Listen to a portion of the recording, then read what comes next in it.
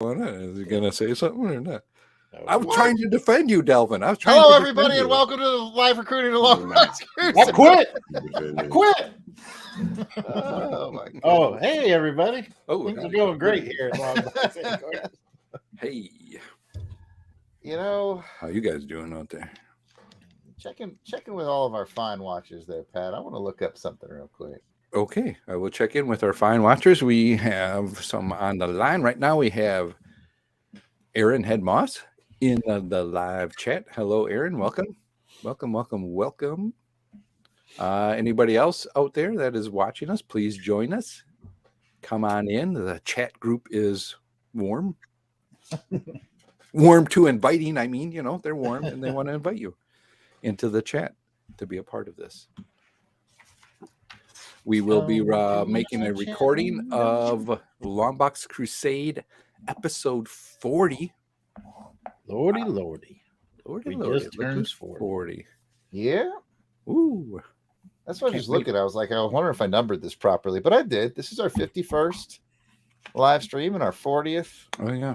LBC proper. I was looking at that earlier. And 2018 is when we started a live stream. Live streams, man. 5 years ago. I watched the promo we did, remember? Oh yeah. The first thing we uploaded was a promo. It's just Jared and I, and he's drawing, and it's like, it was funny. I meant to draw for today, and I forgot. I forgot I was drawing for these shows now. We got Courtney, Kathy in the chat. Hello, ladies. I never told you guys. I figured out. I fixed my mouse. Oh, he fixes. It was very simple. I had pulled the wrong thing from the. It wasn't the mouse receiver that I pulled from the computer and plugged in. Oh, you're wrong receiver. Mm-hmm. I had plugged it in years ago in the back of the computer, and it's like real small, and I didn't. I was like, "Is this?" And I pulled it out, and I plugged it into this thing, and it was like, "Hey." That's why we put Jason in charge of IT here at Longbox Crusade. Yeah. Courtney wants to know, did Jason get taller? Yeah, I did. A new computer setup that makes him look taller. I did. Yeah. I just raised my seat.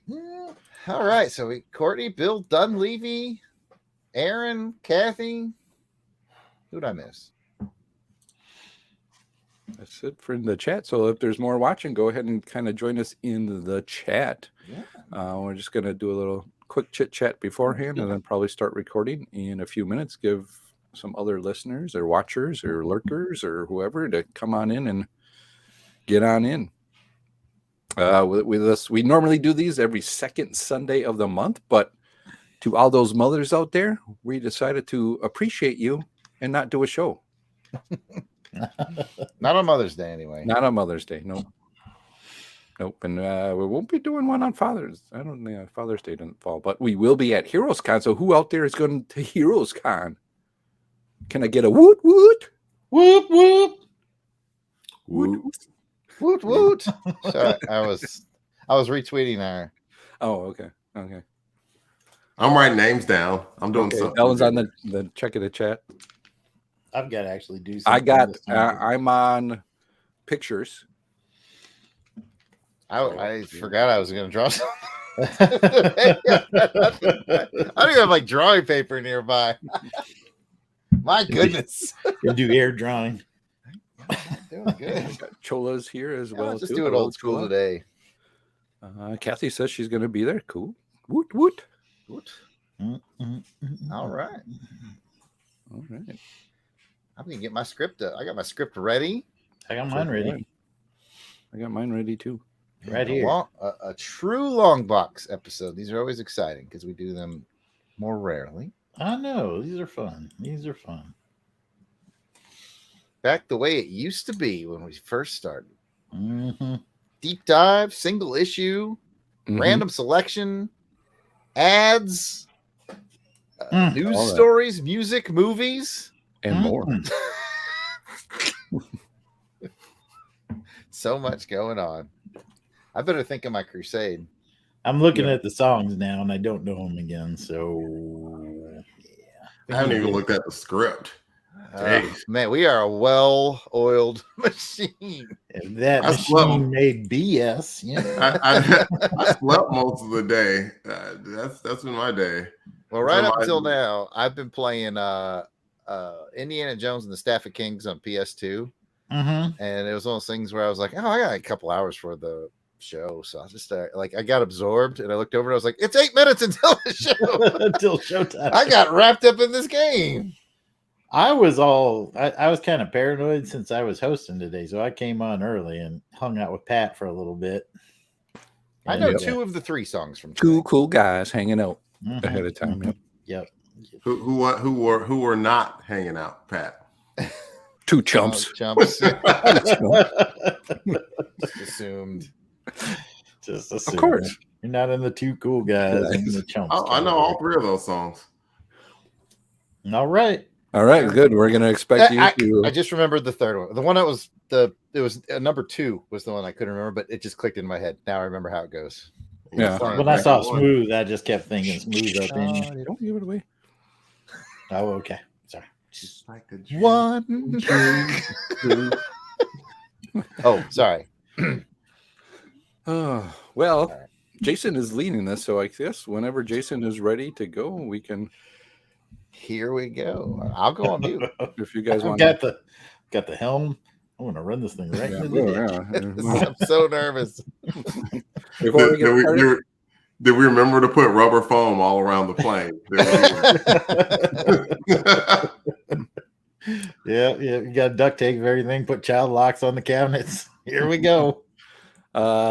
Before we get started, one more time, just go, please, if you're watching, go ahead and click that like button for the video. Make sure you're subscribed. Make sure you click the bell to get notifications of when we go live or when other stuff gets released out. We try to release probably a few times a week, or more. So go ahead and make sure you got yourself added to the bell for that.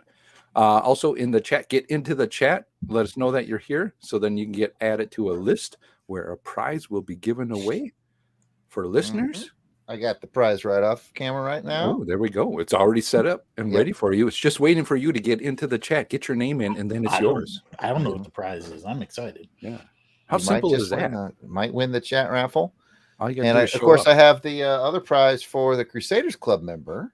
Because if you're a Crusaders Club member, you get entered into a raffle on everything that we do, all these lives that we do. You don't even have to be here to win. So we've got that too. Oh, I got one more bonus piece of news, Pat.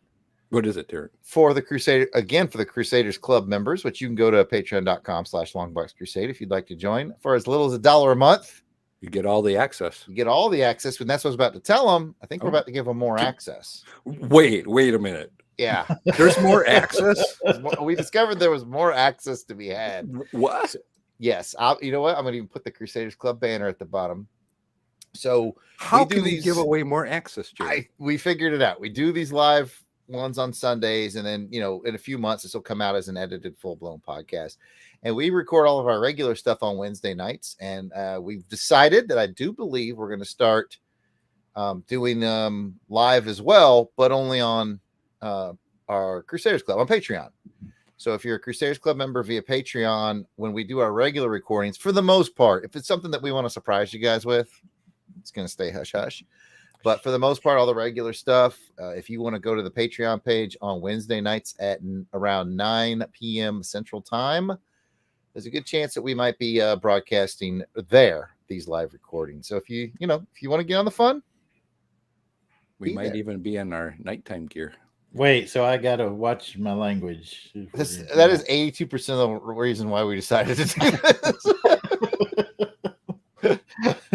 Well, darn. Oh, man. Now with 30% less beeps. So if you're interested in that, you like coming to these live shows and you want more live recordings and you're not already Crusaders Club members, patreon.com/Longbox Crusade. You can join us for as little as $1 a month, which is pretty fancy because apparently I found out new Patreon accounts, the minimum is $3, but we're grandfathered in. So you can get in with us for $1.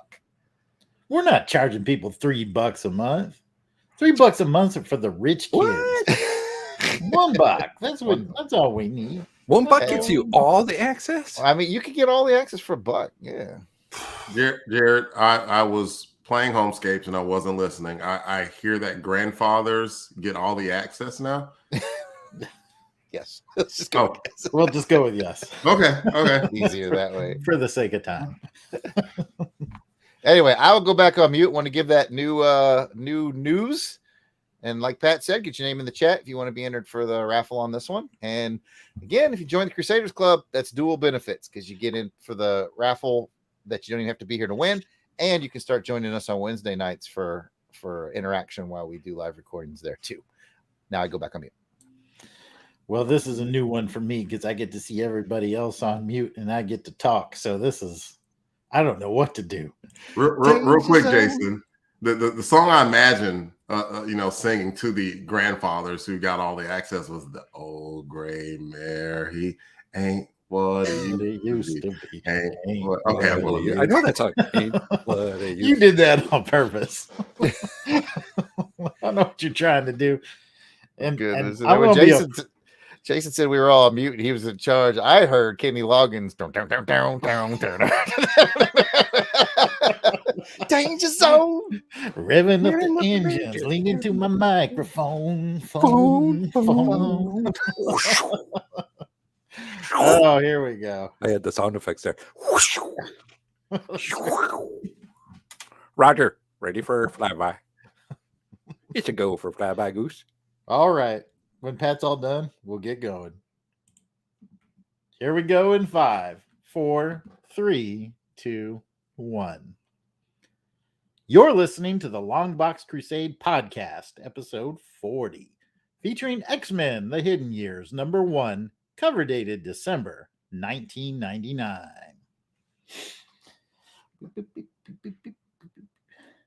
Hello and welcome to the 40th episode of the Longbox Crusade. I am your host, Jason, aka the Weasel Skull. The Longbox Crusade is a podcast where each episode or random cover month and year is chosen, and then an issue is selected from one of the Longbox Crusade crew members' comic collection. Each episode we will summarize, review, and reminisce about the issue, ads, and events of that time period. So let me introduce the crew for you today, and we're going to start, as we always should, with the founder, Pat, DJ Christados Sampson. How are you today, Christados? Well, thank you, Jason. I am doing well, and I am happy to be here on the 40th. Woo! 40 for the Longbox Crusade. Can you believe it? The original, the OG. Doesn't episode. look a day over 39, does it? Not at all. I remember when I was just a wee lad and I wanted to do a Longbox Crusade, and man, how it has grown. It has indeed. Well, speaking of growing, let's go over to Jared Albrecht, the yard sale artist. See that segue there? Has nothing to do with anything, but my brother from my actual mother. How are you, Jared? Or we should say Death Probe. Good. I don't even have a crusade for 10 words or less, so. Oh, were we supposed to do that? Are we doing crusades 10 words or less? It's a Longbox Crusade. All right, let me. I got nothing. There's a script. There's a script that Jason's using. It's later in the script after the introductions. No. We changed it a while ago where as we introduce ourselves, we do our crusade. Oh, well, I'm going back on mute.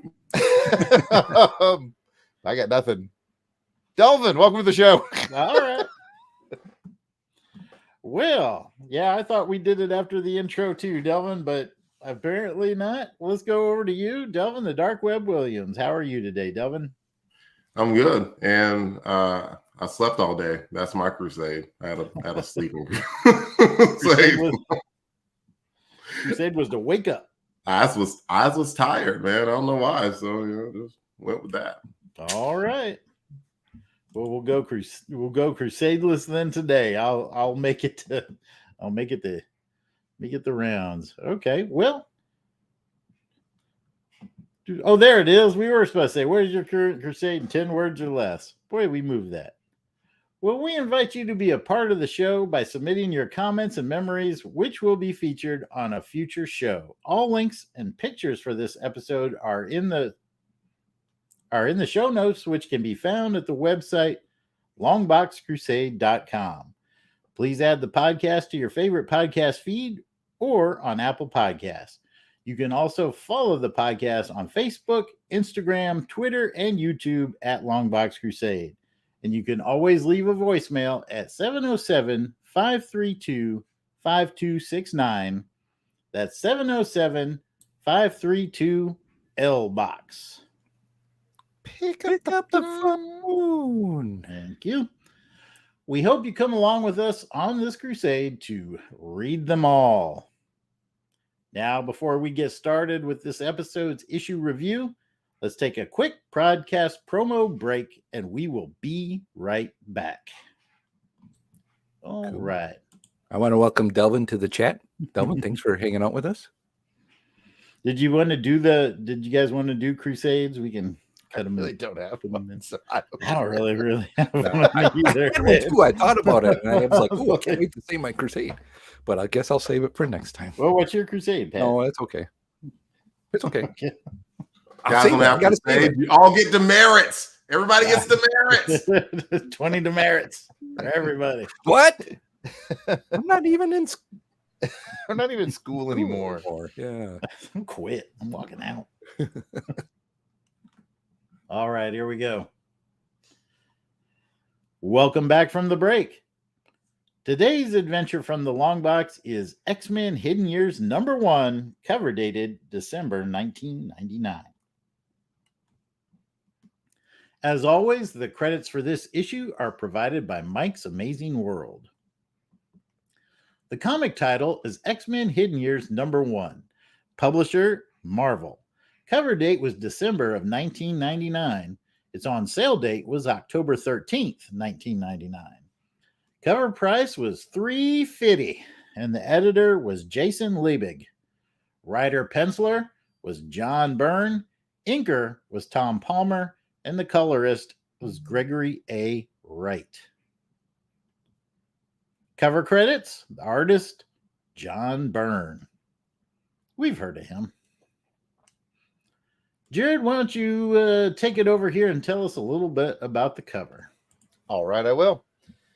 The Marvel Comics group logo is blue with yellow highlights, and the corner box informs us that this is a collector's item first issue. The X-Men, the Hidden Years logo, is very in the mold of the famous X-Men logo. It's yellow with red highlights. It's got a little bit of blue in it if you look close enough. The main action is a very classic, original X-Men team leaping into battle. You got Cyclops kind of in the center, and surrounding him going clockwise starting at noon is Angel, Beast, Marvel Girl, Iceman, and Professor X in a purple haze. He mentally looms over the proceedings. A cover blurb proclaims brand new adventures with Marvel's premier mutant team. Thank you, Jared. So let's go around the horn and see what the folks thought of the cover. And for you folks that are watching in the chat, go ahead and throw in your thoughts as well. We'll go ahead and start with Delvin. Delvin, what do you think of this cover?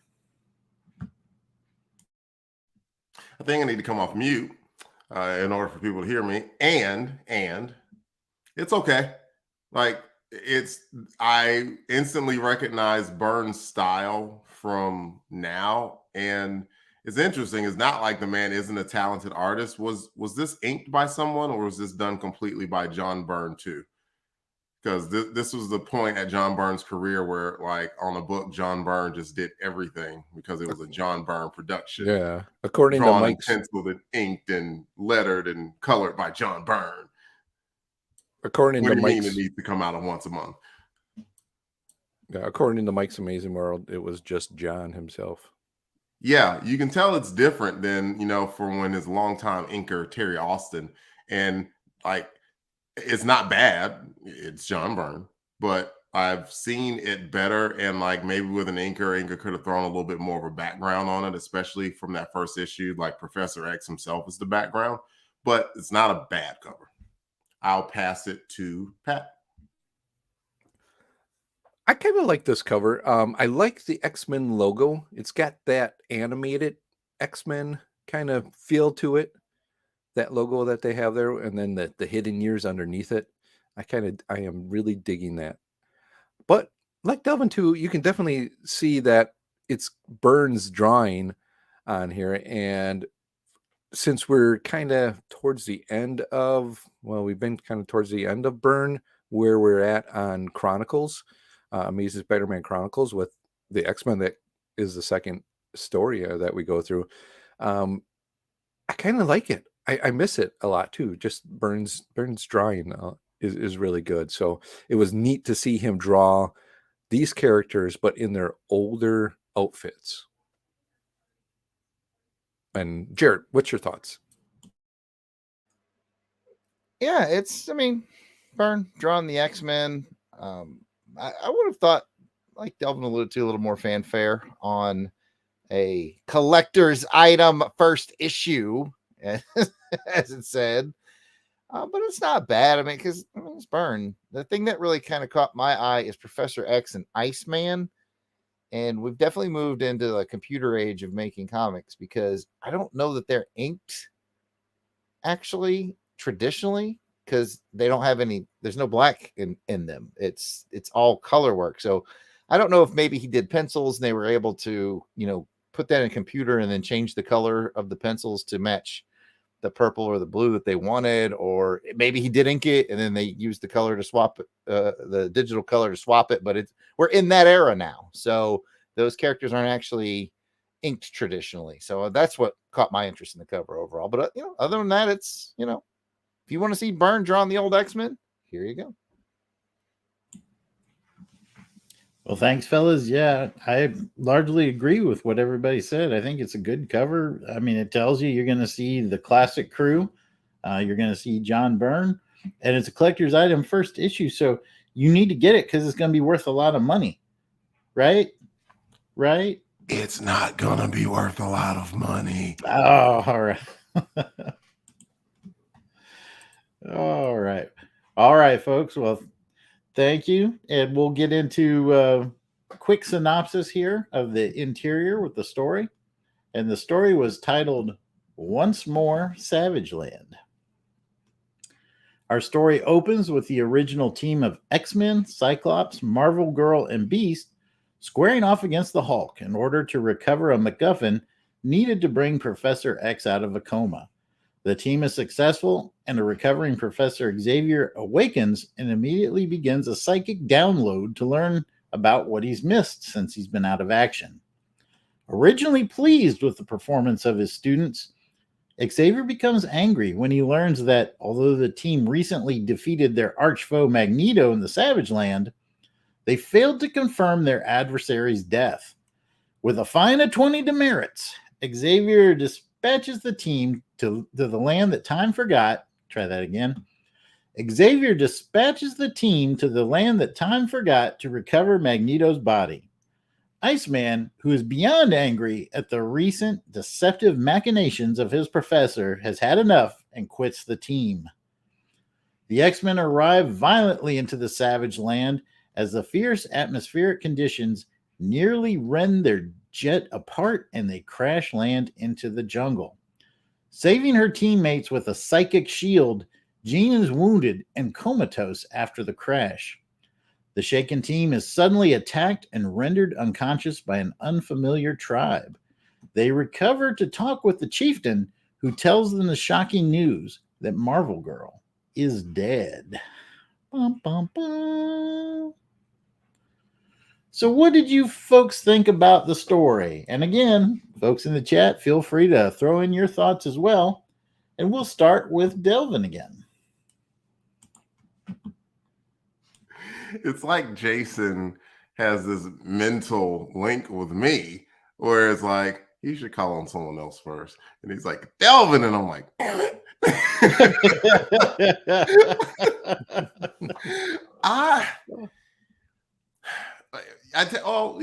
Since we're talking OG Longbox Crusade and memories and things like this, I remember it.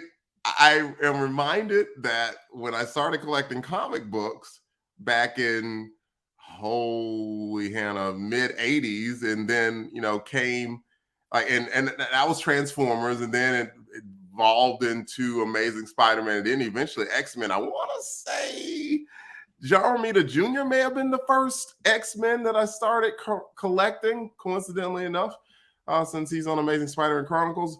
But you notice that I have not mentioned the name John Byrne.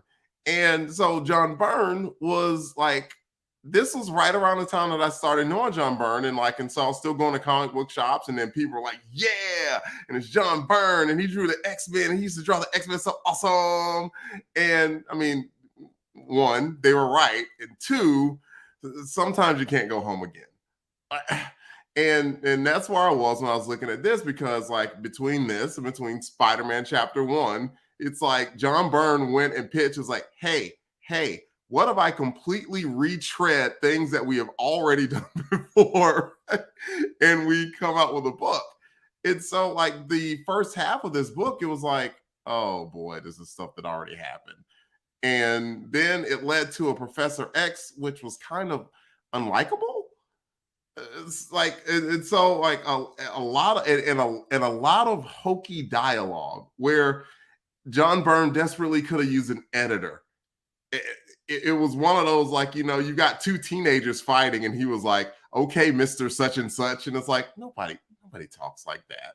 And so I don't know. We need let's shift to more positivity. I know one of the guys between joking on the Jared's giving me a look. Pat is going to have more positivity. I'm going to give it to positive Peppy Pat, and he's going to provide the positivity for this podcast. Well, thank you, Delvin. I am glad you asked. I'm going to pep it up a little bit. Let's step it up and pep it up. You know what I mean? That's how I roll here at the LBC crew, the OG original. I like to be peppy. Peppy is where it's at. Pepe, yes, that's right. This story was interesting to me. Delvin said that, there was some of the background, and it took me a little bit to just understand that this is happening right after, what did he say? Like, when they stopped doing the normal X-Men and they were just doing repeats until the all new X-Men came out. And so it was interesting to see how John Byrne has changed since then a little bit. I really liked the art in it because you can definitely see his style changing from that time period when he originally did it, and his layouts. I was really watching the layouts on here and just how he would kind of present certain things to help either emphasize the story or make it more dramatic, things like that. I found that it's okay. I want to know what happens. I kind of do really want to follow what's happening in those years, those gap years. And here's a perfect opportunity for somebody to just kind of step in and put some stories together that could be maybe even some foretelling of things to come down the road, or maybe not even not, just so you have that little bubble of time that you really can do whatever you want with these characters, as long as you get them back to that one point where all new X-Men comes out. And with this updated art that's in there, I liked it. I can see where it was going. I don't know how many issues this went. 22. 22? Wow, 22 issues for this. Interesting. So did it do 22? It did. Yeah, I looked it up on on eBay. My leg? When you said the book, Delv said the book didn't have any value, I looked it up on eBay, and I just happened to see someone said a full run of 22 issues. Oh, okay. Which sold for about $60. Oh, well, not bad. Yeah, but issue 1 by itself, you're lucky if you get 99 cents for it. Yeah. Anyway, we're not here to do the eBay review. But yeah, that's how I do it. I had 22. Oh, okay. No, I just wanted to make sure, Do I trust Jared when he blurts out a number? I've learned my lesson a few times, I have the full run, so I knew it went 22 issues. Oh, okay. Cool. Well, I'd be interested in learning more about Jason's this. sitting on $60 right Yeah. $60. High roller. He's a high roller. They're all bagged and boarded. Hey, I told you it was a collector's item. It's your fault if you didn't pick it up. Yeah, that's the thing too with these is that, you had the big collector's item, the 90s, 80s, late 80s, early 90s, you got everything's a collector's item. Every first issue is a collector's item. Now they're first issues left and right. You get a first issue, you get a first issue. Everybody gets a first issue. Doesn't mean anything anymore. But, to me at heart it does, because here's a good place for someone that doesn't know the X-Men, a good starting on point that they could kind of jump in. I think it did a good job at that to kind of get them in off the ground and get a start to where things are going forward. I probably said too much and was too peppy, so. No, I think we could use all the peppa we could get, because I'm about to have to pass it over to my brother, and I'm worried. I'm worried because number one, it's X-Men. Number two, it was a little bit longer of an issue, but there were no mind fights, and with it not being written by Chris Claremont, I think some of the Chris Claremont single issues probably read a little slower and longer than this one did. Taking it up, see what he has. What do you think, Jared? We're losing Jason. Maybe say that again, Jason. Just He's frozen. Oh, everybody freeze like Jason. Nobody will know. He froze. That's all right. I'll answer the question though. Well, Jason's right. There was a lot of highs and lows on this from the story, because like when I opened it up and I saw it was 40 pages, I was like, no. And I thought it was Claremont, but then I saw it was Byrne, and so it did read a little crisper. So it was kind of a roller coaster of emotions, because Byrne writes more crisp than Claremont does. So that was good. And then the 40 pages went by pretty quick. I wasn't big on like the history lesson in the first, I don't know, 15 or whatever pages it was. This was a double-sized issue. I was like, this is very Claremontian. In fact, it wasn't until I got through that I flipped back to see who the writer was, because I thought this is actually concise history for Claremont. And that's when I realized it wasn't him who wrote it. But yeah, I was like, why did we need all of that? It would have been a lot better if Byrne had kind of just jumped in with, hey, this is the point where Professor X is back from his fake death, and he's upset with the team because, they didn't check the body and make sure Magneto was dead. So my mission is to go verify that this dude is dead. And I like that. Like, that's a pretty straightforward superhero mission. You get the X-Men, you get them going to Savage Land, and spoiler alert, I think it was the last panel of the book, they had Magneto's there, and it was the ghost of Magneto. And I was like, oh, hell yes. Somewhere Hammerhead's going, dang gummit, now I know, right? second famous ghost. So there was a lot to like in it. The only thing that I was really just like, why, was the big history lesson at the beginning again. And I guess maybe Byrne, maybe they straight up told him he was going to get 22 issues. Maybe they were like, hey, dude, we'll give you like a dozen, maybe up to 22. So he wanted to lay a lot of the groundwork so that he could just press as fast as he could with the rest of it. Maybe that's it, but wasn't big on the history lesson. But once the story got going, I liked the mission.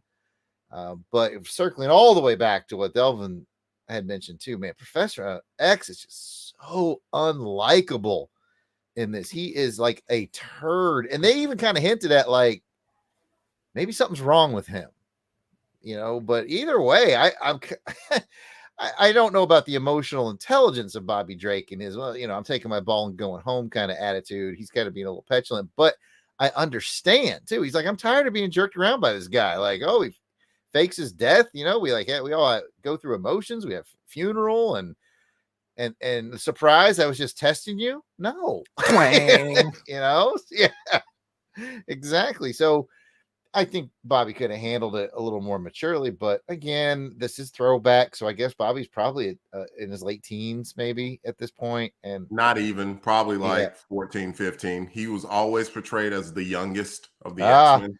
So, okay. So his lack of emotional ability kind of fits character. So anyway, yeah, that's it as far as story goes, because I remember that on Longbox Crusade, we have a whole other round for art. So I'm not bringing it up in the story round, Pat.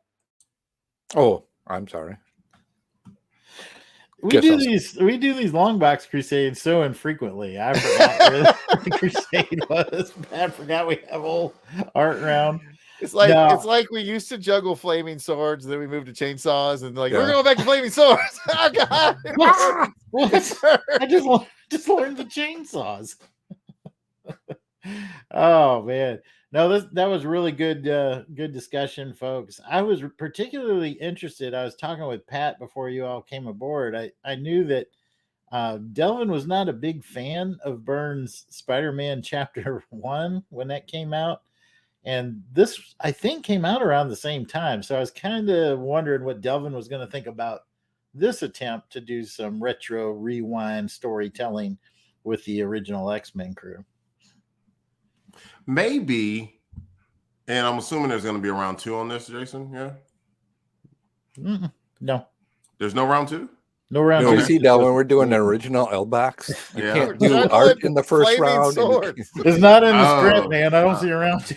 No, we can have fun. Do what you got to do. Do what you got to do. Well, I'll just simply add, it's like, again, at this time, like, yeah, first of all, I want to state that, and this is no duh, that John Byrne is a legend. So I'm not overly besmirching the name of this legend, but I think that John Byrne had to be getting close to burnout at this point. And the reason why I'm saying that is because he put too much on his dang plate. Did he not? It's a team. That would be like the equivalent of, like, you remember how we used to do Longbox Crusade, and then Pat used to come on, and then he used to have to do the cleanups and the edits and everything. And after about 6 weeks, he was losing his hair. Like, I mean, it's like it was the same thing as it grew back. It was only a temporary thing. Pat, it grew back. But but when you look at like a John Byrne book at this time, like he was doing pencils, he was doing inks, he was doing covers, he was writing the book. He clearly was editing the book, and it was just like, and you could tell because like by the time it got like 6 or 7 or 8 issues in, like the pencils started getting a little bit more sketchy, and like the writing got a little bit lazy here and there just to get from point A to point B. Like I'm fully willing to accept. I mean, it's issue 1, so there's some things that you introduce, and there's some things that you kind of hint at, and it looks like they're hinting at like Professor X may not be 100% because really he comes across like a mob boss. Like, you didn't verify the body was dead of our enemies? Yeah, he's pretty. TF? Yeah. What? Like, that does not sound like Professor X at all. That sounds like Tony Soprano or something. So yeah, like, but it's possible that was a part of the whole plot point of the book. So, and maybe Jason, who's read the book, would know. But yeah, like I just think that was where Byrne was at this time. Even though I don't know the man, there's just something about how he just did things at this point. It's almost like they gave him too much creative power, and it wound up backfiring on him. Yeah, I want to riff on that real quick. Actually, you're absolutely right, Delvin. By the time we got the late '90s, he was doing everything on every project, and it was one of those things where like it feels like he finally got to that icon status, and he can like I can have full control, and then that's the day you realize that full control doesn't always mean best product. But I will, going back to Jason's question, almost comparing this to Chapter 1. I will say this is clearly winning because Chapter 1 was a complete retell, and this is like additional story. So I'm giving them a lot more leeway there. If you're going to retell the origin of Spider-Man, I'm going to be watching close to see, what bold moves you make, like a ponytail on Uncle Ben, right? But here I'm going to give them a lot more leeway because it's additional content between the pages, if you will. So that's my summary. I'm not be quiet. No, I agree with that. I think that's why I kind of like this, because it's, like I said, it's those years in between, or those issues in between, that we're filling in some substance here. So I can see where you're coming from, which is really interesting, being the type of person you are for the X-Men. So not a lot of mind fights going on in this as well either. No mind fight so far. We got the ghost Not of yet. Meg. Ooh. I know. Why is he a ghost? I don't didn't know. And Gene's dead, guys. That's it. That's it for Yeah. Yeah, we all know. Game over, man. Again. Gene died again. Like Lloyd Christmas falling off the jetway again.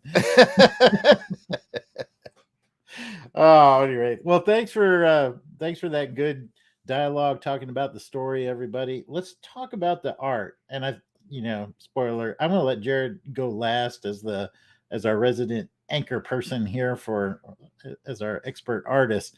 We'll let Pat go first this time and tell us what he thinks of the art. Well, Jason, I'm glad you asked because I didn't really get much to say about that during the first round. So let me gush a little bit more about it right now. John Byrne's art is just really nice here. As I said before, it's good to see him really do something different with his styling compared to the original stuff that we've been going through. So I really liked it. And I thought it added some more character and storytelling to this. Agreed. Delvin, what do you think? Good. For Byrne, good. I will just continue to harp on. I think that his pencils are always amazing. I don't think he is his best inker. I think Austin is his best inker, to where Austin can just draw some stuff out of his pencils and just bring it to life almost. And then I just did a very quick look through the book. And now, again, I want to stress it was not bad by any means. I just don't think that Byrne is his best inker. I think that Austin is. Maybe a couple of other people. Maybe Palmer. Palmer would have been a good inker as well. Like, just he needed some help. But this clearly was a vanity project. One more thing, you see that at the start of the book, they kind of hinted at the Hulk. This was right around the time that he was writing on the Hulk as well. So they had John Byrne doing everything at Marvel at the time. That's interesting. I didn't put that together. Maybe that's why they started it at that point to give his art on the Hulk a little bit of a shine. I'll just say that I agree with you, Delvin. I didn't quite put it together, but there was just something about the art in this that looked not quite up to the original Uncanny X-Men art. But that's why I wanted Jared to go last, because I have a feeling he'll be able to put a little bit more of a technical shine to what we're picking up. So, Jared, take it away. All right. Well, I just did a little looking. Apparently, Tom Palmer did ink this book. So there's that. But I think what we're seeing here is, Terry Austin's the best inker for John Byrne. I mean, Palmer's great, but what I think we're seeing here is 40 pages. And I think what we're seeing out of Byrne in this late 90s, early 2000s, when he does work, Delvin mentioned it earlier, that his art, it's clearly still very good, but it's just different. And I think it's spread thin different. I think this is him going fast. I think this is him going really fast. And I think that's cool. I think that a guy with the caliber of John Byrne that can put out multiple books, and one of them's 40 pages, for goodness sake, is impressive. It kind of makes him Herb Trimpe, right? Who we all love because Herb is fast and he's good. But Byrne spoiled us. I'm not saying that Herb Trimpe is a demotion, but I guess if you're John Byrne, it is. Because he spoiled us with this high quality when he was able to focus on 16 to 22 pages on a book with his #1 inker on his side. He spoiled us. And then we got here, and I remember about this time he and Claremont teamed up again on Justice League. The two of them did a 6 or 8 issue run on Justice League for DC. I mean, they were doing all kinds of stuff. And so this dude was just, I think we're looking at Fast Burn. And Fast Burn's still good. He spoiled us. The burnout, as we called it. I somehow knew that the 40-page issue was going to make its way back into the criticism. It's going to keep coming back in. Just keep bringing that up. Well, thanks for that discussion again, fellas. But it's time for us to pick our favorite page or pages. And since Pat talked about the art, let's let him go first. Let's have him get the first pick. Oh, cool. I am going to pick the page where after they get shot with the tranquilizers, Hank's still kind of up and running, and he just kind of smashes into the um the people, I guess the tribes people that come in and I want to say attack them, but that go after them, and he just kind of starts wailing away. And there's some good. It's like a good 3 to 4 panel page on that I think was really done well for art. I'd take that page. I like that page a lot too. To keep with the Jim Carrey theme that I started, it's the 3 darts is too much. All right, Jared, which page would you take? Oh man, I'm gonna do a little bit of a cheat and do a double page spread of them fighting the Hulk, like at the very beginning. I mean, come on. It's really cool looking. I didn't think I was gonna get that one. As the host, I gotta go last. So I was like, I mean, it's a lot. It's very good. It's all very good because it's Byrne, but I guess you got to go with the X-Men fighting the Hulk. I mean, that's just quality stuff right there. Although my honorable mention will be when Professor X calls them all and like Beast is swinging in the window and Angel's flying in the room. And if Marvel Girl loses another quarter inch off of that skirt, the rating on this comic book has to change because it's John Byrne. that's right. But that may be someone else's though. I shouldn't even bring it up. That's a cool page. But Hulk fight. Well, I've got to pass it over to Delvin. So I think I'm going to be stuck with this Hulk ad picture on the back. It's not bad. It's not bad, really. It's really not. No, there's had a milk mustache. Well, I was thumbing through on the phone looking at what page I thought was the coolest, and my inner third or fourth grader looked and saw the picture of them descending upon the savage land and the panorama and showing the dinosaurs. That was pretty. That was really, really cool seeing the pictures of the dinosaurs like that. You knew they had to be like pulling out some encyclopedias somewhere and then looking up pictures of those dinosaurs and drawing them, because it was a fantastically drawn double page. That's true. I also liked, it's not the one that I picked, but the one of Magneto's castle that they had with the dinosaurs flying around it in there near the end. That was really cool. Well, I think I'm going to pick the very first page of the original X-Men going into action there with Cyclops blasting the optic blast beast behind him, Jean telekinetically hurling the rocks, and then Angel cutting checks, I guess. I don't know what he's going to do. He did go rogue. I know we're done talking about the story, but he was like, remember when they got there and he's like, Angel, what are you doing? I'm doing what I do best. Like, which is screwing things up and not being helpful. Flying in the sky while the fight is on the ground, not contributing in any way.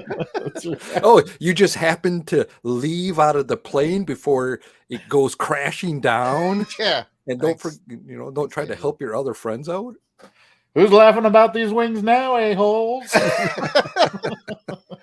And since we're talking about Angel, real quick, Byrne draws a pretty Angel. He does. He makes the man look so pretty. Yeah. I can't, I can't lie. I agree. Well, let's talk about memories, fellas. Memories like the corners of my mind. Delvin, what kind of memories do these evoke from you, sir? This was December 1999, and Jared and I were both very, very young second lieutenants in the United States Air Force. Jared was in North Carolina. Yeah. That is where I was assigned, but it wasn't where I physically was. But I'll reveal that momentarily. Okay, I will not spoil Jared's. And I was in California, Vandenberg Air Force Base, and I think I was still in undergrad space and missile training. USMT is what they called it. And they, at the time, there was Space Command, and then there's missiles. And most of the people were assigned from there to missile assignments, which, let's just say, not exactly cream of the crop, not exactly in the best places. So the Chola asked- places weren't cream of the crop, not the people, because I think that's a very important caveat here, because I want the people that are in charge of the missiles to be cream of the crop. Well, Uh-oh. I mean, people in hell on ice water, Jason. Chola asked, what year are we talking about? We're talking about 1999, December 1999. And so what happened in the USMT class, like a lot of times, like they did it rank based. So like if there are 12 people in the class, the person who finished tops in the class is like, you get to choose your assignment. And if there were like, say, 2 space assignments and 10 missile assignments, then like that number one guy was like, I'm going space. Screw you guys. I'm going to space. And so the guys in Missile Command were like, well, this sucks. We want to get some of the best and brightest. You can't just send us all your dummies that finished like last in the class or whatever. That's not fair. So right around the time I started, they switched it up. And so out of a class of about 12 people, there were 10 missile assignments handed out. There are 2 space assignments handed out. And the 2 the 2 space assignments went to the people who had the last names of Worshke and Williams. They did it alphabetically. It has nothing. Was this coincidence, or is this because this is stuff the Army would do, Delvin? I would think This is stuff that the Air Force did. I got to space assignment and it had nothing to do based off of merits because I did not finish first in that class. So the apple does not far from Uncle Sam's tree, I guess. Yes, sir. I got a question. I got a question for Delvin. Go for Since it. you were there and you talked about the missiles, and how would they move the missiles from one place to another during this time? What would they use?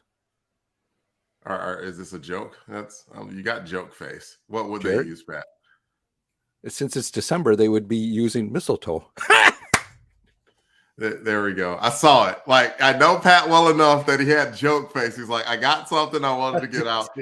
Jared doesn't want to laugh, but he's kind of laughing. So there, and Jason laughed. So it was a successful attempt. I just don't know why I didn't save that for our Crusade miss. I think it may have been a joke that was used at Crusade Miss one time too. So that's why it came to me. You know, it's the bits, the cycle of bits. Good point, Chola. Shouldn't ask Delvin about anything about transportation. True. Oh man, Pat, what memories do you have from 1999? Boy, this is December 1999. It's it's a number. Another summer. Get down. Sound of the funky drummer. Make you want to have soul, brothers and sisters. You're about a decade off, Pat. Yeah. And you're dangerously treading into my territory of breaking out into song. Yeah, but speaking about this, does bring you back to the song because 1999. I am working, and I'm also. This is the height of my DJ years, so I'm having a lot of fun DJing every Friday, Saturday night at the club that I was in, and this is December, so we're getting close to the New Year's Eve, and of course I want to go back. The biggest song that's being played at that time, perhaps maybe as New Year's is coming, could perhaps, I figured that might perk up your ears. Tonight we're gonna party like it's what 1990, the last few years, the last year of the 1999. So very cool, and I have a lot of fun memories like that of happening, and just boy, the start of fatherhood as well.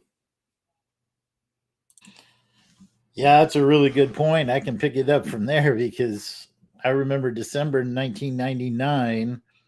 I was deployed to Kuwait for Operation Desert Fox, where we punished Saddam Hussein's regime with some missile strikes for violation of the agreement with the weapons inspectors. We kicked out the weapons inspectors. So we were there over Christmas. I got home, and then soon after that, my son was born. So it was a photo finish. I wasn't sure if I was going to make it. So There was that. Good times. All right. Well, that brings us to the end of this part of the show. You didn't get to Jared. You missed your brother. Oh, I did? Mm-hmm. Oh, I'm sorry. Jared, what were you doing in 1999? Just Well, I like think an I got episode of confused Action because you Film guys were going back and forth about being second lieutenants, and I lost track there. Go for it. You were second lieutenant, Jared Albrecht. You were stationed officially in North Carolina, but you were... I was at Biloxi, Mississippi at Keesler Air Force Base for communications officer training. And it was a very auspicious time for the Longbox Crusade, because that is where I met and became friends with Joe November. Oh.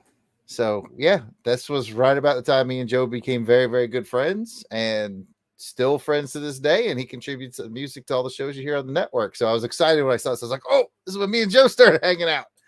So, yep, this is that. So it's weird how 24 years ago, if my math is right, we're not on Action Film Face Off, but that event carries over to the Longbox Crusade to this day, and that makes me smile. I guess you know karma, and you love it. And I love it. Oh, nothing of it. There's nothing above it. This is an auspicious event. Yes. Wow. Okay. Tie with this issue to Longbox history. Well, that brings us to the end of this part of the show. Got a comment or question? Send us an email at combat. He's talking about military stuff. Combat. LongboxCrusade.com. We'll try that again. That brings us to the end of this part of the show. Got a comment or a question? Send us an email at contact@longboxcrusade.com or make a comment on Longbox Crusade Twitter, Facebook, Instagram, or YouTube. You can call us and leave us a voicemail that we just might play on the show. You can leave us a message at 707-532-5269. That's 707-532-LBOX. Pick up the phone. Ooh, wow. That's like that was the guy like from Inspector Gadget. Gadget. There. That was my Inspector Gadget bad guy voice. It was terrifying. Well,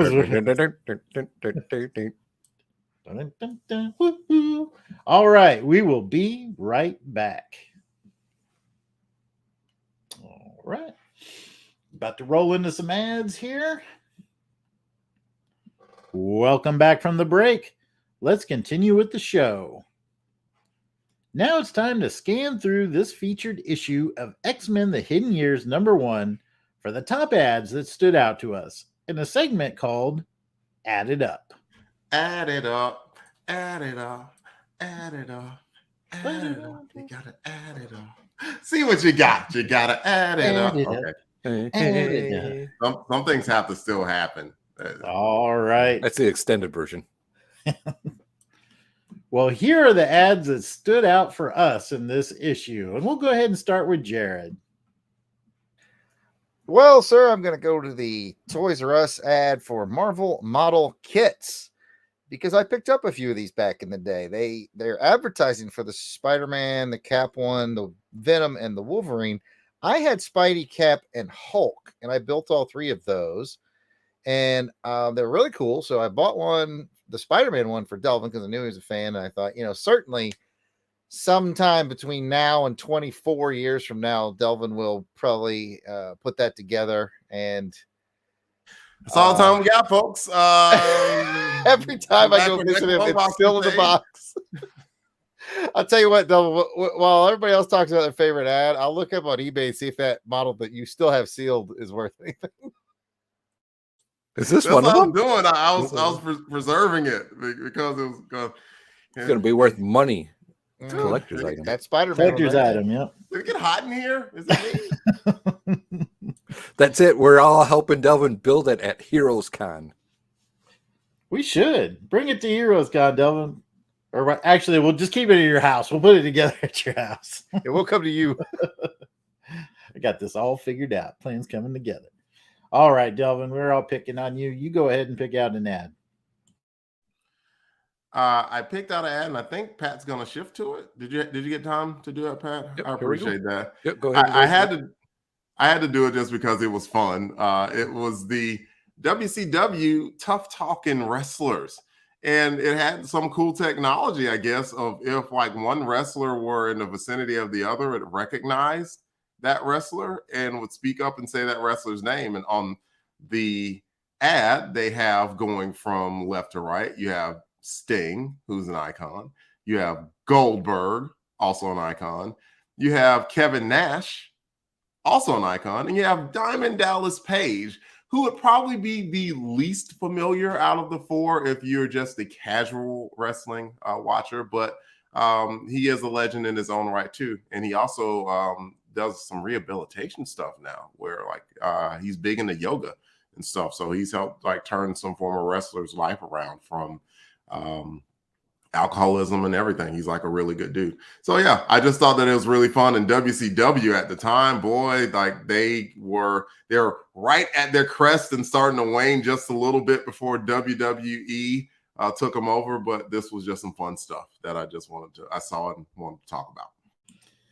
Well, I'm waiting for Courtney's comments to come in here because I know she probably loves these things as well. So, $10, by the way. That's what that model's worth.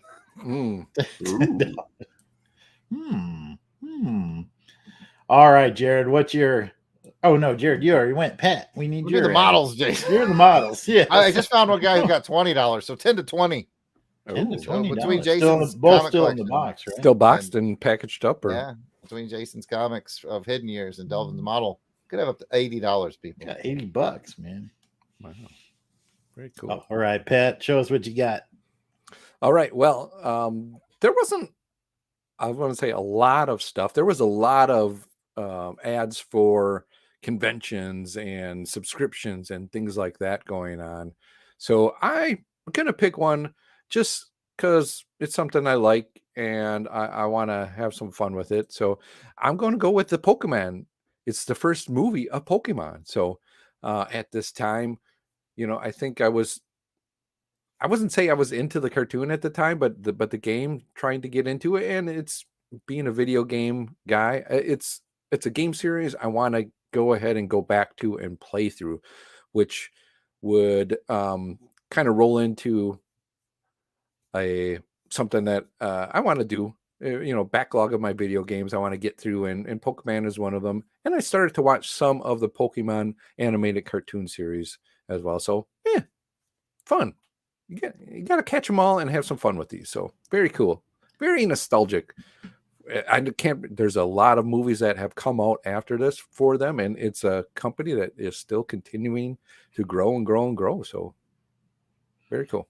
I remember going to see this movie because Grant was about 4 years old at the time and was big into Pokemon, so we had to take him to that movie and to the theaters in it. Yep. And I had no idea what Pokemon was. So I was like, what are we going to sit here, eat my popcorn, and just have some fun. Well, Grant was having a good time. That's all that mattered. Well, there you go. Great memory. All right. And for me, you're going to bring those models up one more time. Because, yeah, Jared, you got me that Wolverine one. You may not remember. But, yeah, that was fun putting that together. And so you put it together. That's cool. I did. Yes, I did put it together. I wouldn't put a... Yeah, it was a gift. Of course I put it together. I think I left the iron on. Well, check on that. People still iron stuff. I'm really liking that Spider-Man one. That looks really cool. And the Captain America punching out the Red Skull. You can probably buy that one from Delvin for $20. You got the Spider-Man one? That's what Jared said, right? You got Spider-Man? Yeah. Well, yeah. Break it out. I'll give you $20 when I get there, and I'll put that together. It'll be in your slightly warmer than normal room. All right. That's fair enough. All right. Well, with that, we're gonna do a segment that we call. Oh, wait, we got to do one more thing with the ads. Sorry, lost my place. All right, folks, do you have a comment on this? Let us know. Email contact@longboxcrusade.com or comment on the Longbox Crusade Facebook, Twitter, or Instagram page. You can call us and leave a voicemail that we just might play on the show. Leave us a message at 707-532-5269. That's 707-532-LBOX. Now let's continue on. And we're going to go into our next segment, which we like to call Way Back in Time. All right. So hold on, sorry. So take me away. I Okay, don't yeah. mind, but you gotta promise me I'll be back in time. I was scrolling on the script. Sorry. All right. Well, we're going back to December 1999. Pat, why don't you kick us off with some historical news that stood out to you? All right. Well, I will take one from December 8th, the 10th Billboard Music Awards. Britney Spears, Backstreet Boys, because they're back, and Creed all win. Woo! Oh, Creed was pretty good. No. Creed was pretty good. I know. I like me some Creed. Mm-hmm. I did too, in all seriousness. My own prayers are. So Creed came away a big winner at the Billboard Music Awards. Mm-hmm. And I just heard the news today. Hey, I like where you're going with that. I get that joke. I get that reference, Jared. All right, Delvin, why don't you pick one out here? Let's see. The RIA on December 7th, the RIAA files a lawsuit against the Napster file sharing client on charges of copyright infringement. And I believe I speak on behalf of us all when I go, boo. No fun, boo. Oh man, if that was piracy, man, I was Blackbeard because I was just hey, but remember this is recorded. Don't want to. Gotcha. All right, have that removed. All right, Jared. On December the 3rd, NASA loses radio contact with the Mars polar lander moments before the spacecraft enters the Martian atmosphere. I don't know if they ever reestablished it, or everything I know from there on in, I learned from the movie Total Recall. That's all I got. Pretty much. Get your ass to Mars. So I don't know. There might be a polar lander just rolling around all by itself, doing whatever it wants on Mars, for all we know. This is ground control to Mars polar lander. All right. Okay. I'm going to pick, we'll stick with the NASA theme there, Jared. December 18th, NASA launches into orbit the Terra platform carrying 5 Earth observation instruments, including Aster, Ceres, Mizar, Modus, and Mopit, which stands for something, and something else. Sound like G.I. Joe vehicles. Yeah, the Mopit. Come with hey, it. we have this pit, but maybe you want some Mopit. That's right. Something Uranus. All right. Now let's roll into the top 3 movies for December 1999. And I'm excited about this one, fellas, because I know all 3 of these. Uh-oh. He froze. Do you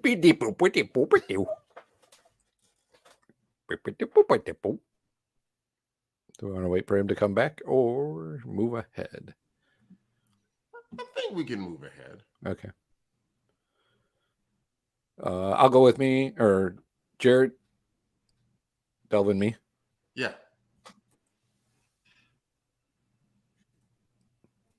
So Jared, I go thought ahead. you were going to do like an intro. Oh, You're gonna be no, let's do the top movie. He had it. Well, okay. And here are the top 3 movies for December 1999. Jared, start us off with number 3. Number 3 is The Talented Mr. Ripley, which is a thriller suspense film, which made about $128 million. I didn't see it in 99. Saw it a few years later. It came out on DVD. Had Matt Damon and Jude Law and Gwyneth Paltrow. DVD's nuts, if you hear me. Like the most robotic DVD. I love. Save that for future file use, Pat. We're gonna need that one. But yes, I did see it, and it was a pretty good little thriller.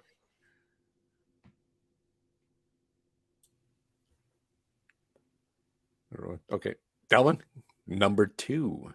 Number two is The Green Mile. It was a drama. What had Tom Hanks in it? Had oh my God, my deceased big brother. What's his name?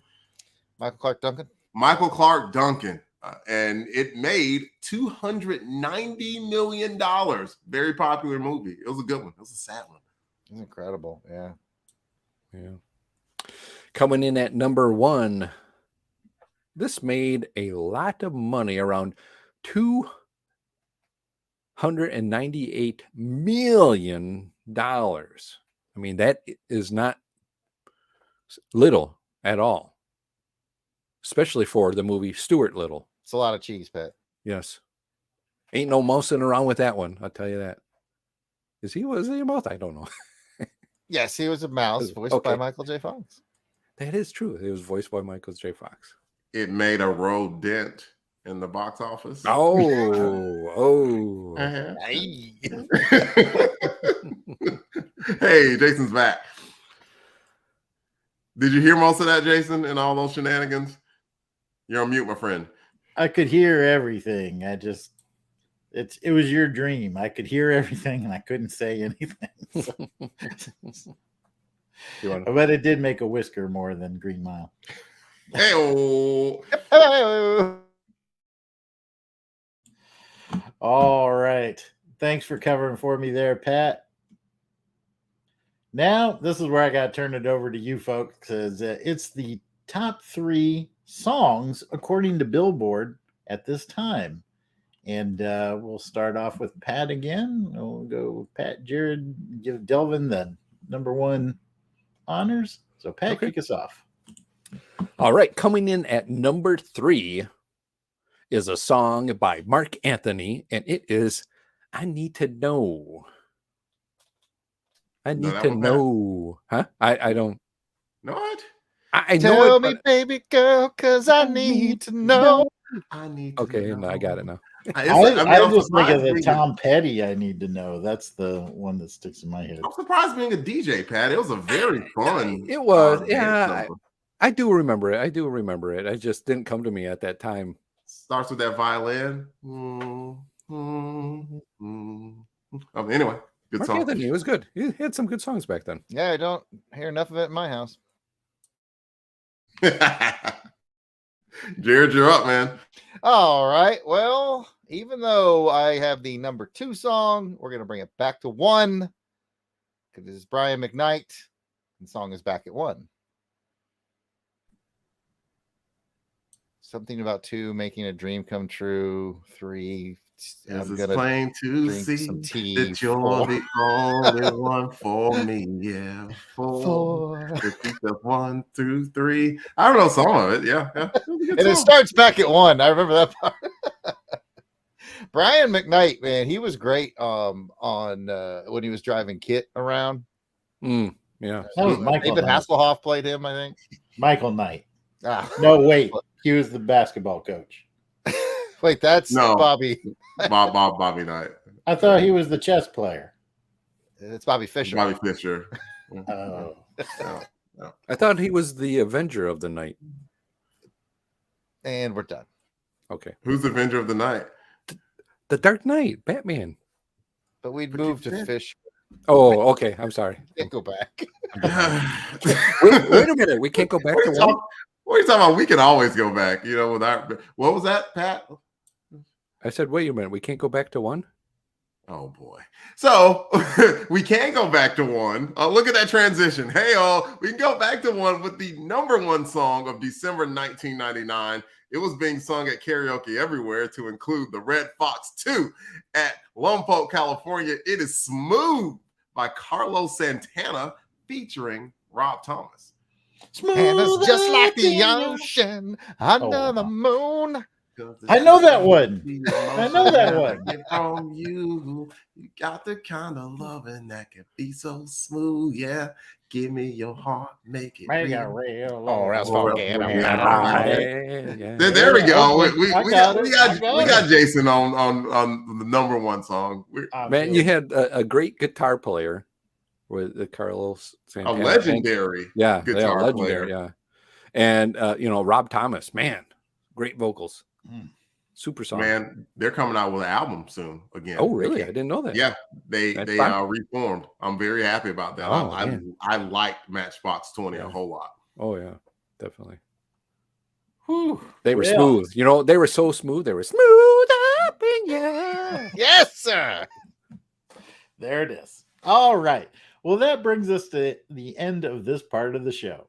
Got a comment or a question? Send us an email at contact@longboxcrusade.com. You can also follow and leave a comment on Twitter at Longbox Crusade. And we will be right back. Kathy mentions the song with him and Chad Kroger from Nickelback is great too. What was that song called? I mean, he picked a lot. Santana picked a lot of great people to collaborate. I can't remember because I remember they redid it because Nickelback was about to come out with an album and they didn't want this song overshadowing the album, so they re-recorded the song with another dude. Little known Santana facts. Oh, I did not know that. I can take over from this part, Jason, if you don't mind. No, go for it. Sweet. Starting back in 3, 2, 1. Welcome back from the break. Now let's get to the feedback part of the show where we share your comments, emails, questions, likes, and shares in a segment called Crusader Comments. We are thrilled to kick off these comments. A special shout out to our Crusaders Club members. These are the fine folks that have joined our crusade. They enjoy early access to special Longbox episodes, voting to help determine show content, and so much more. All the access, y'all. So these are the folks reaping the benefits and giving some much appreciated support to the show. Go for it, Pat. And Helica Wolf. Oh. Auburn Elvis. Bill Beer. Blast it or stash it. Braxton Underwood. Captain Entropy. Clinton Robinson. Dave Collins. Battle Wagon. Ezra Gallo. Gary Viola. Gene Hendricks. Jason King. Do we forget Jerry Green? Just hit a Jerry Okay. Green and then I'll hit a Jerry Green. Jerry Green. Jason Lady. Jeremy L. Jim Meal. I did it on purpose that time, but it gives you a fun thing to do, Pat. Jim. Wait, what is it? Yeah. Jim Charman. Sung to this tune, Smooth Up in You. Yes. Okay. Nice. I think I mix it up a little bit. Oh, I sorry. already read Jim Meal. I screwed it up. Oh, sorry. Joe Thomas. John Watson. Josh Strickland. Candace Ward. Captivating Kathy Bright. MVP. Mark Ross. Matt and Lissy Poiso. Does that count as 2 or 1, Jared? October. Thank you.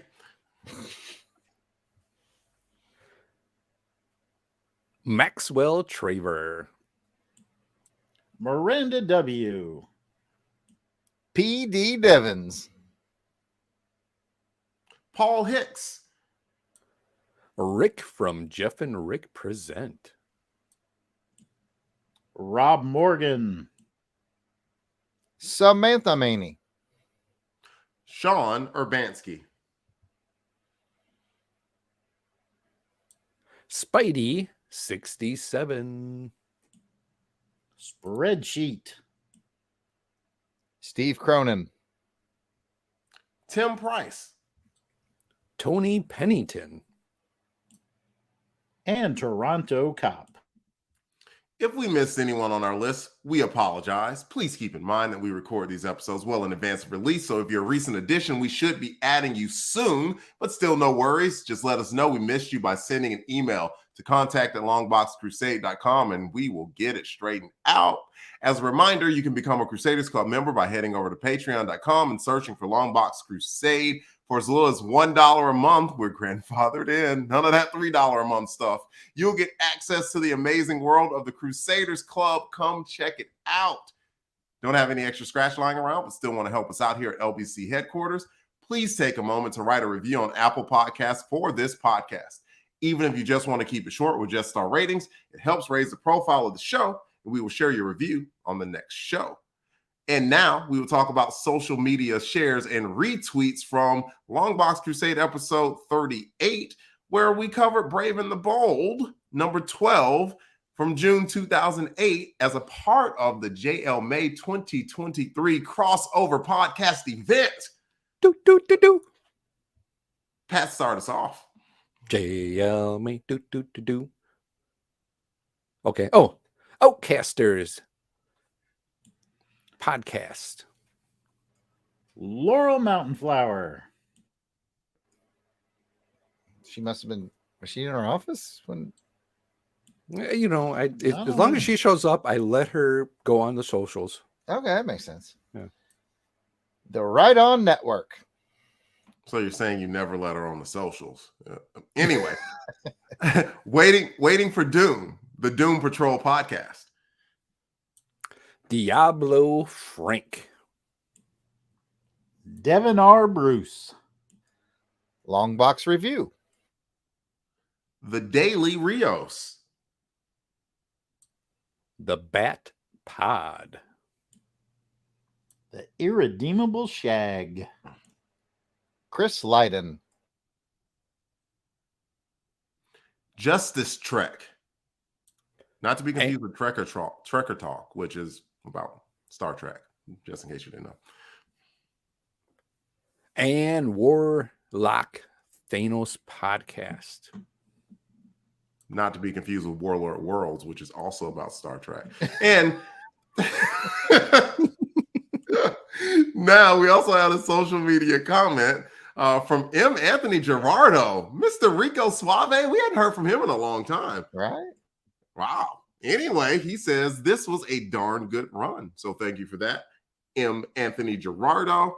And you can call us and leave a voicemail that we'll play on the show right here. Leave us a message at 707-532-5269. That is 707-532-LBOX. Yep, boy. Yep. In reverse. And so thanks to everyone for the likes, shares, follows, and comments. We appreciate your friendship and help in spreading the word about this podcast. And that's the show. Be sure to check out the website, longboxcrusade.com, where posts will be made for journaling this crusade. I want to thank Pat, Jared, and Delvin for joining me on this episode. Before we go, let's find out where the listeners can find us on the internet. Delvin, kick us off. You can find me on the internet, Twitter, DEE_RAY1977, Instagram, Delvin Ray. Pat? Well, Delvin, I'm glad you asked. You can find me on the Twitter at Christatos01. Jared, where can you be found? I am at Yard Sale Artist, Twitter, Facebook, Instagram, and it's all at Yard Sale Artist. You can check out my artwares at www.theyardsaleartist.com. Bring it home, Jason.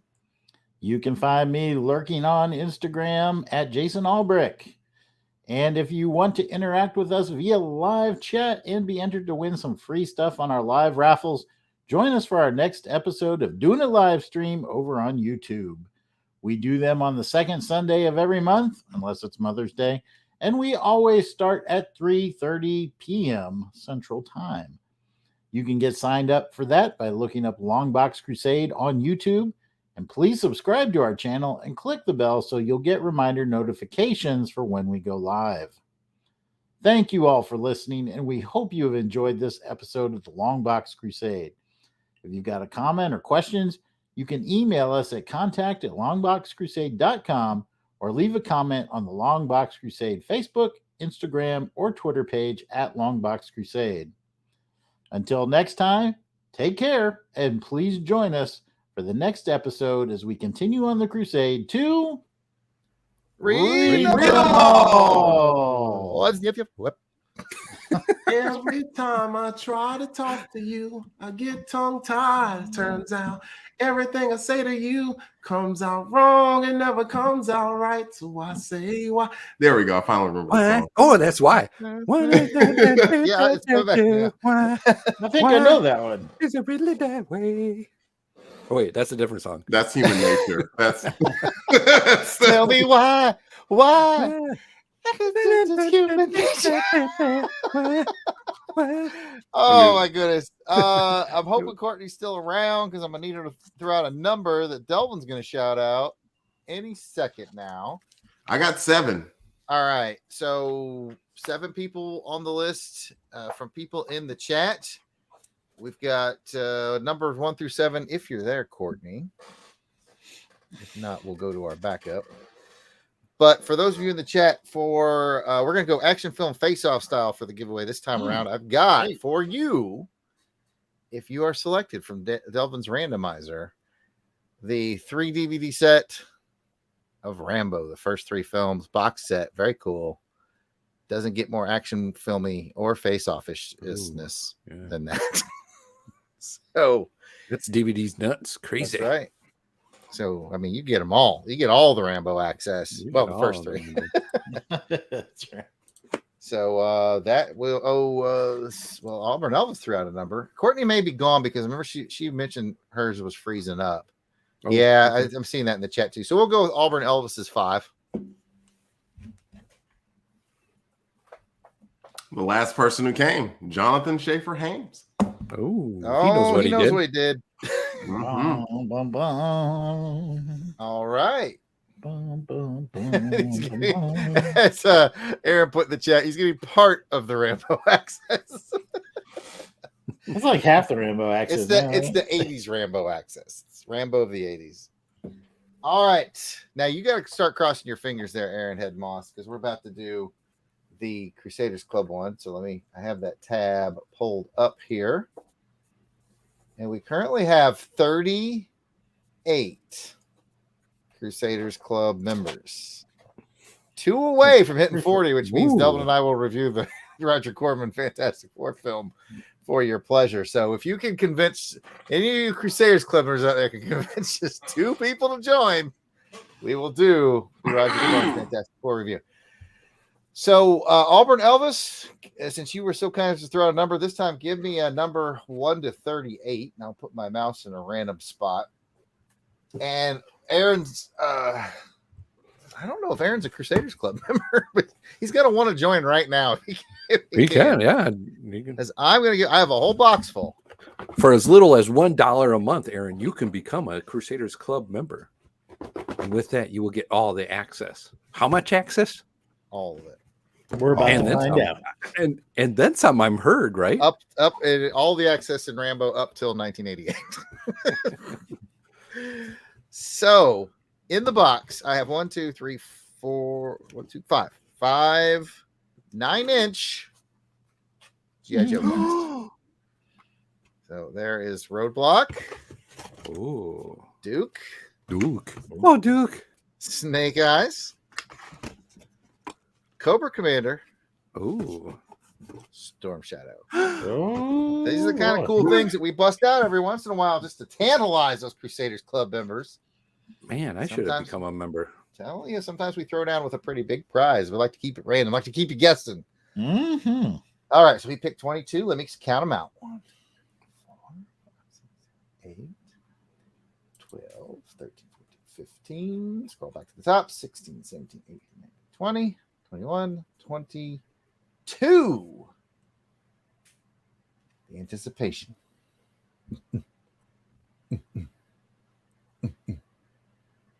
It's Spidey67. Hey, Whoa. Spidey67. It's our friend Ron. I don't know if he wants us telling us his real name, so it's not really Ron. But yeah, It's our friend Spidey. Spidey67. Hopefully he Awesome. likes Joe. I'll reach out to him, make sure that he's excited about those or has a place to put them. But Yeah, very cool. Very there cool. you have it. Or you can trade them for some Spider-Man stuff. That's right. You probably can go down the flea Barter market, with them. swap it out. So again, that's one of the benefits of being a Crusaders Club member is you don't have to be at every event to be registered to win something into the raffle. So good on you there, Spy67. And I'll give it to you, Pat.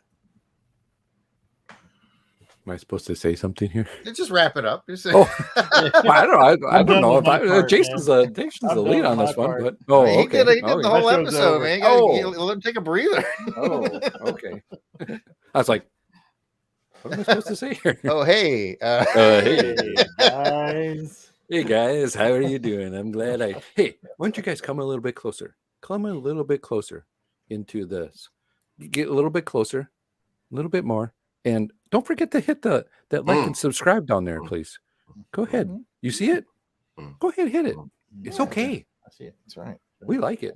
Two more people join the Crusaders Club, Pat. We And just need two more people. Gonna watch. Why wouldn't you want to please? If we only had two more people, Devin and Jarrett would watch the Fantastic Four movie and tell you all about it. If you could just spare at $1 a month for them to do that, it would make them so happy. And it'd make yourself happy too, because you know, Less than pennies a $1 day. coffee. pennies a day, you get all the access. I'm talking all the access. For whatever you desire, you will get it in all the access. And then some. We've given this to Pat to close out. All right, yeah. And to remind everybody that we'll for those who do have all the access, Crusaders Club members, we're going to start doing these live recordings that we do every Wednesday at 9 p.m. Almost every Wednesday. Occasionally we have a Wednesday off. At a 9 p.m. Central.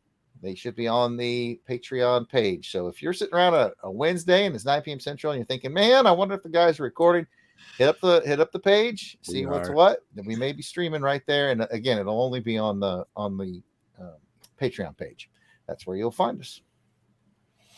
And then, anybody got anything? Jason, good job today. Hosted us out. Thank you, everyone, for joining us.